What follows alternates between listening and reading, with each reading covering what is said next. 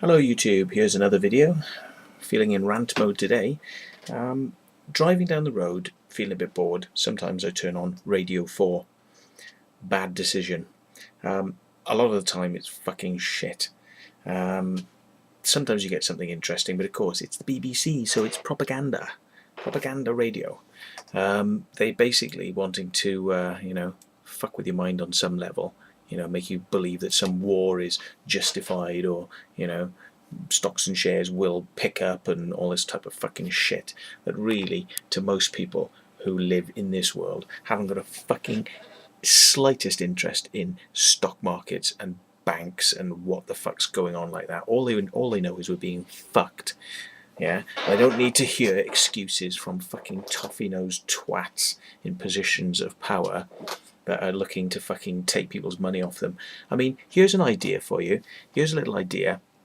Okay, how about, yeah, they're saying the money might crash. Yeah, they're saying that the stock markets might crash, and they're saying that the banks may, if they get restrictions put on them, the banks may move out of the UK.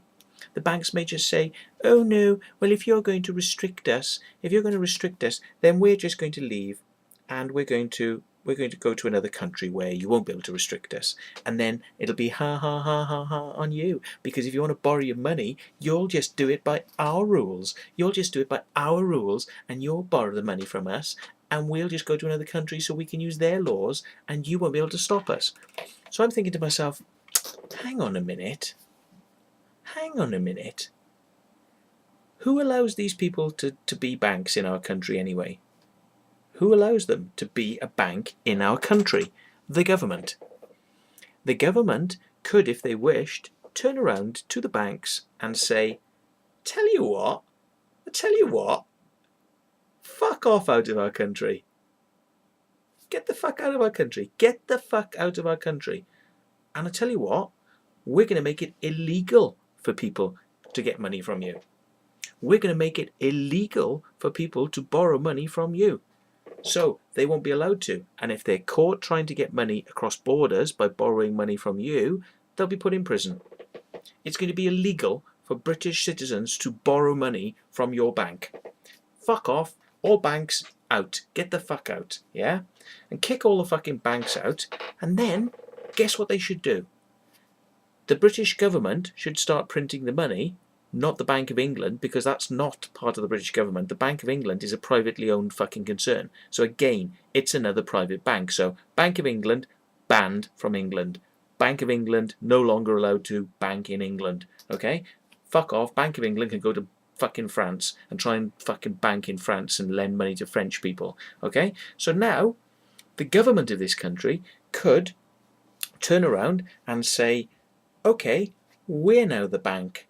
We're printing the money, and now you people can borrow the money from us, the government, and we will charge you a low interest rate, and we're in control. And every bit of money that is involved in the interest comes back to us, the government. So now we get rich. The government gets rich, not a privately owned bank. Funny idea that, isn't it? Okay, so how about this one then? When the government does this, and they then say, fuck off to the banks, and now they're the government in charge of the bank, and you pay them the money, and they start getting rich, what they could also do is they could say, for being such a bunch of fucking cunts over the years, you banks have now lost all the mortgages.